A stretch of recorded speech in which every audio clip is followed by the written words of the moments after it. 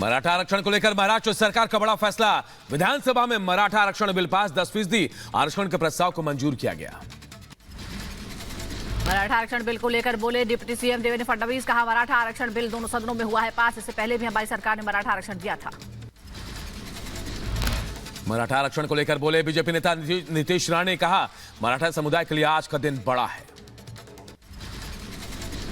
पश्चिम बंगाल के संदेशखाली से गिरफ्तार रिपब्लिक बांग्ला के रिपोर्टर संतू पान को 3 दिन के पुलिस रिमांड पर भेजा गया है। ममता ने संतू को 10 दिन की रिमांड मांगी थी। ममता सरकार के खिलाफ पत्रकारों का प्रदर्शन। प्रेस क्लब ऑफ इंडिया में जुटे देश भर के पत्रकार। संदेशखाली में रिपब्लिक बांग्ला के रिपोर्टर की गिरफ्तारी का विरोध हुआ। संदेशखाली के आरोपी शाहजहां शेख की फरारी पर कलकत्ता हाईकोर्ट सख्त। बंगाल सरकार और पुलिस को लगाई फटकार। कहा, शाहजहां शेख को अब तक क्यों नहीं पकड़ा। रिपब्लिक बांग्ला के रिपोर्टर की गिरफ्तारी को पश्चिम बंगाल के राज्यपाल सीवी आनंद ने बताया गलत। कहा, प्रेस को रिपोर्टिंग की आजादी होनी चाहिए। और बांग्ला रिपोर्टर संतू पान की गिरफ्तारी पर एनएचआरसी सख्त। एनएचआरसी ने ममता सरकार को भेजा नोटिस। संदेशखाली का सच दिखाने पर संतू को किया गया है गिरफ्तार। एनसीडब्ल्यू के अध्यक्ष रेखा शर्मा के संदेशखाली दौरे पर बंगाल सरकार में मंत्री डॉक्टर शशि पांजा ने कहा, रेखा शर्मा जहां जाती है वहां का एजेंडा पहले से ही तय होता है। ममता की तानाशाही का देश भर में विरोध। महाराष्ट्र के डिप्टी सीएम देवेंद्र फडणवीस ने रिपब्लिक बांग्ला के रिपोर्टर की गिरफ्तारी को बताया गलत। कहा, संदेशखाली हिंसा में टीएमसी नेता शामिल। इस प्रकार से प्रेस का आवाज दबाकर मुझे लगता नहीं है कि अपने पापों पर वो पर्दा डाल पाएंगे। ये बहुत गलत बात है, मैं इसकी निंदा करता हूं। संदेशखाली मामले को लेकर असम के सीएम हेमंता बिस्वा शर्मा ने भी बंगाल की ममता सरकार को घेरा। कहा, संदेशखाली में जो हो रहा है काफी भयावह है। जो सरकार इतना अत्याचार करता है माता का ऊपर, बहनों का ऊपर, पत्रकार का ऊपर, वो सरकार बहुत दिन नहीं चलेगा, ये मेरा विश्वास है। केंद्रीय सूचना एवं प्रसारण मंत्री अनुराग ठाकुर ने बंगाल सरकार पर साधा निशाना। रिपब्लिक बांग्ला के रिपोर्टर की गिरफ्तारी पर कहा, बंगाल में मीडिया का गला घोट रही है ममता सरकार। ये राज्यों में घटने वाली घटनाएं जैसे पश्चिम बंगाल में हुई, ये देश और मानवता को शर्मसार करती हैं और मीडिया की आवाज को कुचलने का प्रयास ये बिल्कुल नहीं होना चाहिए। दिल्ली के शराब घोटाला मामले में मनीष सिसोदिया के नियमित जमानत याचिका पर आज फैसला। राउज एवेन्यू कोर्ट सुनाएगा फैसला। दिल्ली विधानसभा से निलंबित 7 बीजेपी विधायकों के निलंबन पर आज सुनवाई। निलंबन को चुनौती देने वाली याचिका पर दिल्ली हाईकोर्ट में सुनवाई। लैंड फॉर जॉब मामले में आज फिर राउज एवेन्यू कोर्ट में सुनवाई। मामले में सीबीआई ने लालू यादव, राबड़ी देवी समेत 16 लोगों के खिलाफ चार्जशीट दाखिल की है। बुलंदशहर कोर्ट ने हत्या के 2 मामले में दोषियों को सुनाई है सजा। हेमलता हत्याकांड में आरोपी पति को 5 साल की सजा। रेखा हत्याकांड मामले में सास ससुर को 7 साल की सजा। जम्मू कश्मीर कांग्रेस प्रदेश अध्यक्ष विकार के खिलाफ आरोप तय। 11 साल पुराने मामले में बुलंदशहर की एमपी एमएलए कोर्ट ने आरोप तय किए हैं। दिल्ली में आज प्रधानमंत्री मोदी 9वें रायसीना डायलॉग का करेंगे उद्घाटन। ग्रीस के पीएम होंगे मुख्य अतिथि। 100 से ज्यादा प्रतिनिधि समारोह में हिस्सा लेंगे। 26 फरवरी से उत्तराखंड के बजट सत्र का आगाज। 1 मार्च तक चलेगा सत्र। बजट सत्र से पहले आज मंत्रिमंडल की बैठक।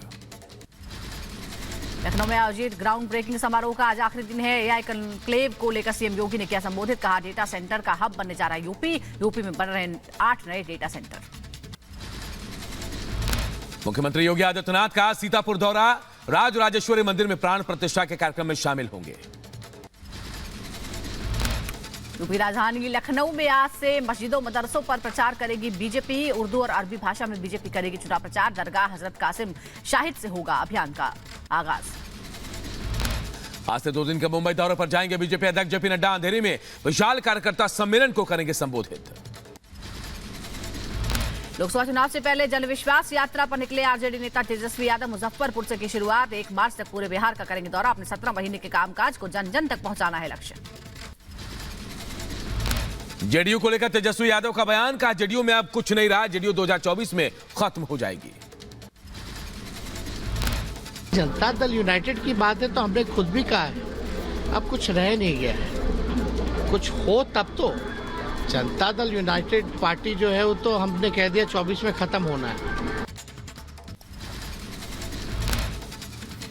बिहार के सीतामढ़ी में बड़ा हादसा हुआ है। भारी भीड़ के कारण आरजेडी का मंच टूट गया। बदायूं से शिवपाल यादव को सपा ने उम्मीदवार बनाया है। इस पर बीजेपी सांसद संघमित्रा का बयान, बोली मैदान छोड़कर भागे भतीजे। जम्मू दौरे पर पीएम मोदी ने दिए 30,500 करोड़ की सौगात। कहा जम्मू कश्मीर के विकास को मोदी की गारंटी है। हर अधूरे सपने को पूरा करेगी मोदी सरकार। जयपुर में प्रबुद्धजन सम्मेलन में विपक्ष पर बरसे गृहमंत्री अमित शाह। कहा मोदी देश हित में काम कर रहा, जबकि विपक्ष परिवार हित में लगा है। गृहमंत्री अमित शाह ने कहा इंडी गठबंधन 7 परिवारों का गठबंधन है। राजवंश अपने बेटा या बेटी को पीएम या सीएम बनाना चाहता है। सोनिया जी का लक्ष्य है राहुल बाबा को प्रधानमंत्री बनाना। उद्धव जी का लक्ष्य है अपने बेटे को मुख्यमंत्री बनाना। जो लोग अपने बेटे, बेटी, भतीजों के लिए राजनीति करते हैं, वो देश का भला कर सकते हैं क्या? गृहमंत्री अमित शाह ने राहुल गांधी का नाम लिए बिना साधा निशाना। कहा जब हम अपनी संस्कृति का अनुसरण करते हैं तो वो विरोध करते हैं। जब उसकी नींव इटली में होगी तो भारतीय संस्कृति का सम्मान कैसे करेंगे? संस्कृति का सम्मान करते हैं तो विरोध करते हैं। उनका काम ही यही है और सबको आश्चर्य होता है ऐसा क्यों करते हैं। मुझे नहीं होता है, क्योंकि जिनके मूल ही इटली में हो वो इस देश के परंपराओं का सम्मान नहीं कर सकता। राहुल गांधी ने यूपी और काशी का किया अपमान। प्रदेश के युवाओं को बताया शराबी। कहा यूपी का भविष्य शराब पीकर नाच रहा है। वाराणसी में देखा मैंने, यूपी का भविष्य रात को शराब पिए नाच रहा है, डांस कर रहा है। राहुल गांधी का उत्तर प्रदेश और काशी के अपमान पर बरसी स्मृति ईरानी। कहा राहुल के मन में यूपी के लिए जहर, कांग्रेस का भविष्य अंधकार में, जबकि यूपी का भविष्य विकास की ओर। राहुल गांधी के मन में उत्तर प्रदेश के लिए कितना विष भरा है वो उनकी इस अभद्र टिप्पणी से व्यतीत होता है। मैं तो कहूंगी कि कांग्रेस पार्टी का भविष्य अंधकार में है। बीजेपी नेता लक्ष्मीकांत वाजपेयी ने राहुल गांधी के काशी के अपमान पर कहा युवा कांग्रेस को यूपी में 0 पर पहुंचा देगी। उसके बाद कांग्रेस के पास कोई विकल्प नहीं बचेगा। राहुल गांधी जी, ये युवा पीढ़ी आपको गिनती करने लायक भी नहीं छोड़ेगी, 0 पे पहुंचाएगी कांग्रेस को उत्तर प्रदेश में। यूपी के युवाओं को शराबी बताने पर बोले बीजेपी नेता मंजिंदर सिंह सिरसा। राहुल गांधी ने यूपी के युवाओं का अपमान किया। सीएम हिमंता बिस्वा शर्मा ने राहुल गांधी पर किया जोरदार हमला। कहा राहुल ने झूठ के अलावा कभी कुछ नहीं सीखा। पहली बार भारत जोड़ो यात्रा की तो 3 राज्यों में चुनाव हार गए, इस बार पूरा देश हार जाएंगे। राहुल गांधी के काशी का अपमान पर हनुमानगढ़ी के महंत राजू दास ने कहा राहुल गांधी मानसिक विक्षिप्त हैं, उन्हें युवाओं से माफी मांगनी चाहिए। कितने दुर्भाग्य की बात है काशी का अपमान करना और उत्तर प्रदेश के नौजवानों का अपमान करना। राहुल जी को स्वतः ये नहीं पता होता कि हम क्या बोल रहे हैं। इतने वो मानसिक रूप से विक्षिप्त हो चुके हैं कुर्सी के लिए कि स्वतः उनको पता नहीं को क्या बोल रहे हैं। भारत जोड़ो यात्रा के दौरान यूपी के रायबरेली में राहुल गांधी का विरोध हुआ। राहुल गांधी को दिखाए गए काले झंडे। यूपी के रायबरेली के हरचंदपुर में राहुल गांधी के खिलाफ लगे होर्डिंग पोस्टर राहुल को धोखा देने वाला बताया गया।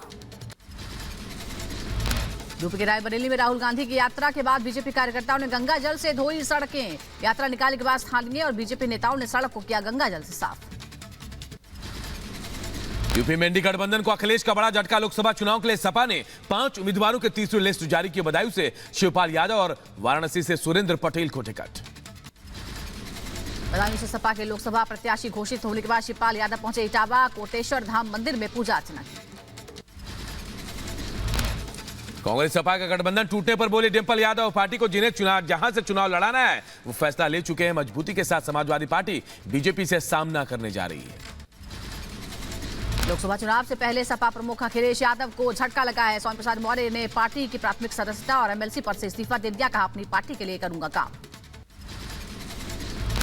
स्वामी प्रसाद मौर्य के पार्टी छोड़ने पर सपा नेता धर्मेंद्र यादव ने कसा तंज। बोले